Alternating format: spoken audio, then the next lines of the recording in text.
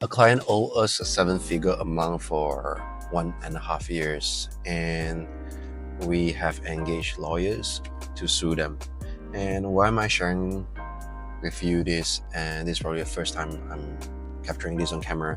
And I wish that this shares a little bit of insight on how we run the business. And the business is failing, but on the surface, it seems really, really good that we're doing large jobs.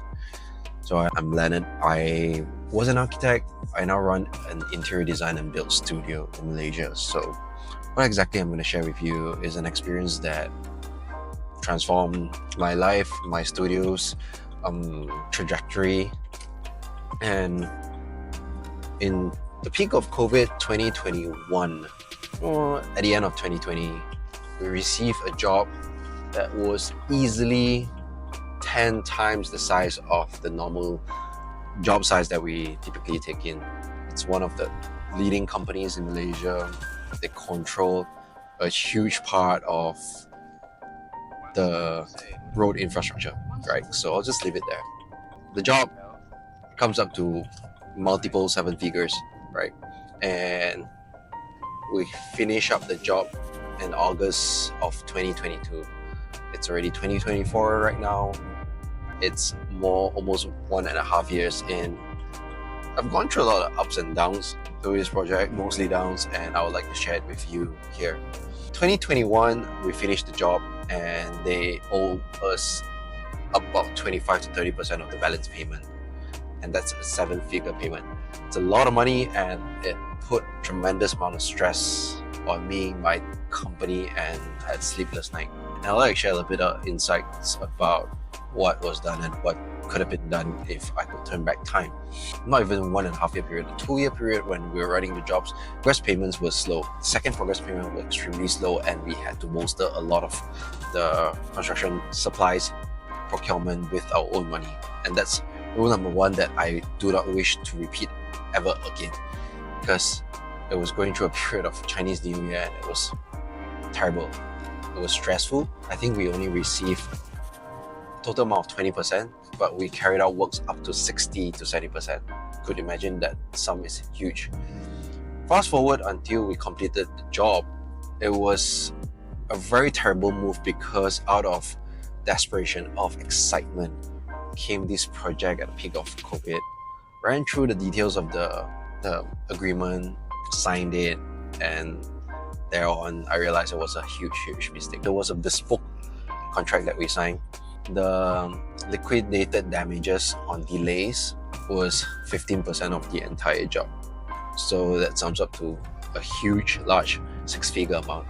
And in the larger size of the six-figure, not the lower end. We thought, what could possibly go wrong, right? But when a lot of things were delayed by decision, I wouldn't say we don't bear any responsibility, but there were a lot of things that were delayed and we couldn't mitigate it. The payment was slow and due to payment, we couldn't procure things, and then that led to more delays. So where does the fault lie, right? So that's a very gray area. Coming the final claims that we are trying to get, we couldn't get it. It dragged on for almost 6 months and I finally bit the bullet, hired a lawyer, struck in a letter. Ever since the lawyer was on board, I think it was like a huge relief for me. I could have better sleep. But of course, the debt is that we still owe suppliers, we still owe contractors.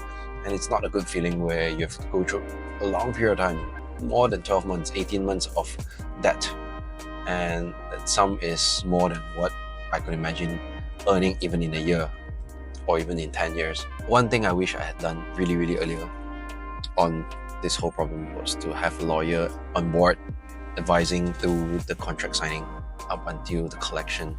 And if there were any delays, there was this lawyer that could potentially help you send out letters or emails. Because sending out emails always seemed to feel a bit harsh, a bit like damaging to the relationship with the client. But because of those things were not documented, it made it really difficult for our end to launch a litigation. We spent a long time compiling almost a full deck of documents, probably this amount of A4 papers, A3 as well. And the lawyers were on board since, probably 8 months ago. And up until now, there was still no sign of sincerity or action provided by the client themselves.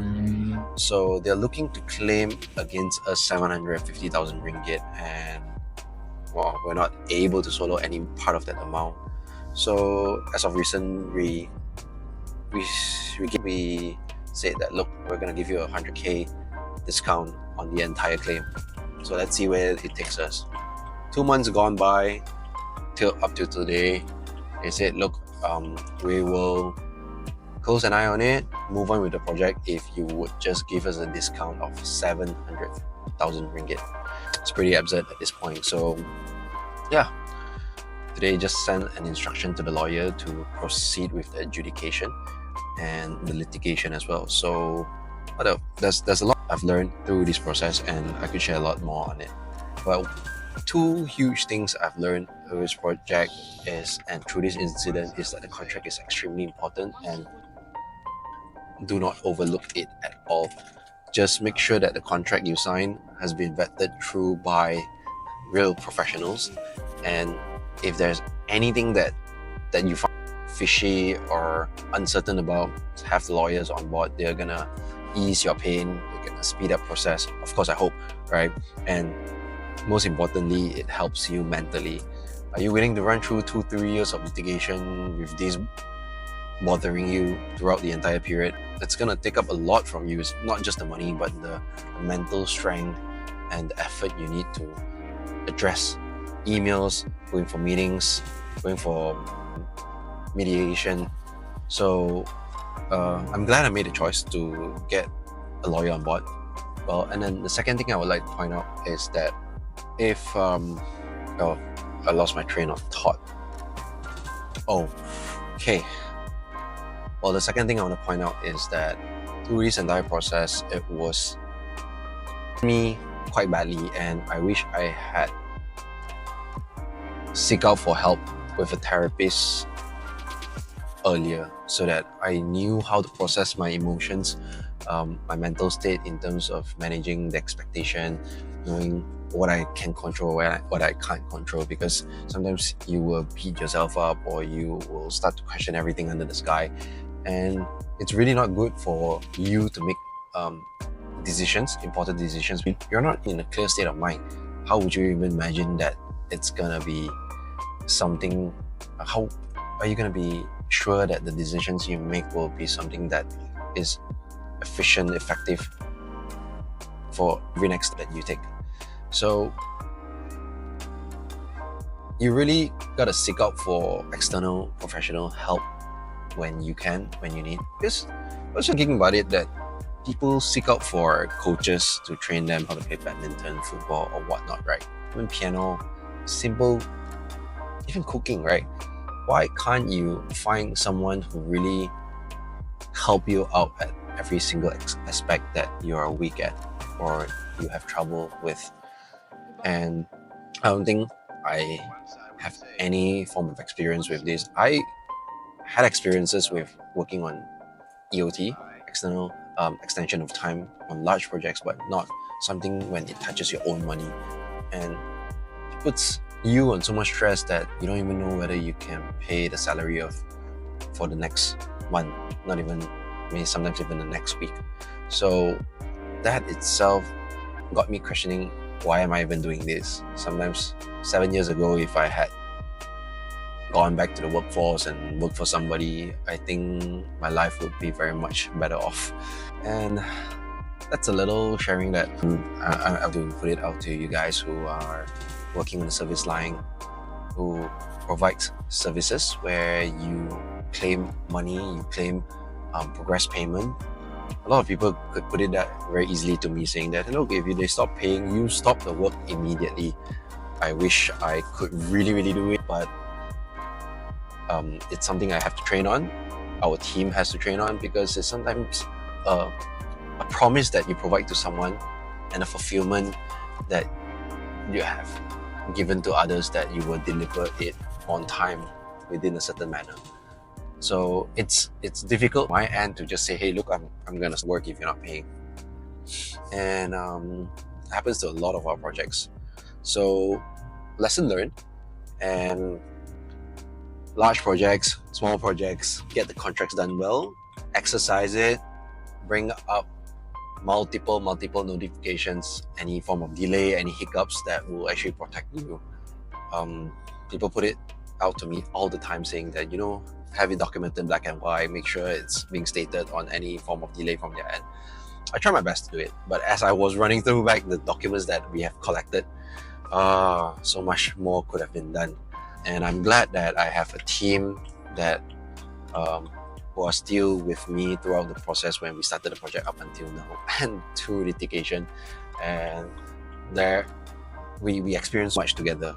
And I wish this experience could be carried forward to other projects to serve other clients better and not have this repeated again. So yeah, so my little experience that I've gone through over the last 3 years since the late 2020 up until I would say even early 2021 up till today, it still bothers me a lot. It bothers the company a lot, and we wish to really step out from this and do things differently.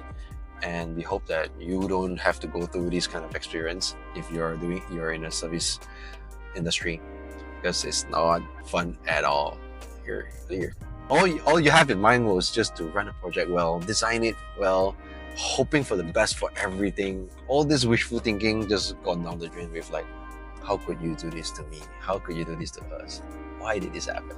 So yeah, be careful with those rabbit hole thinking. Really, it spirals you down in this really rabbit hole chasm that you cannot come up. So when something like this happens, seek out for any form of therapy that will really help you, because having someone to just listen you out, pouring your heart out, will really bring you a long way.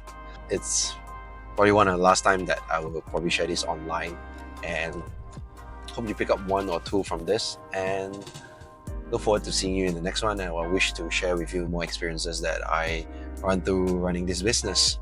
Right? See you in the next one.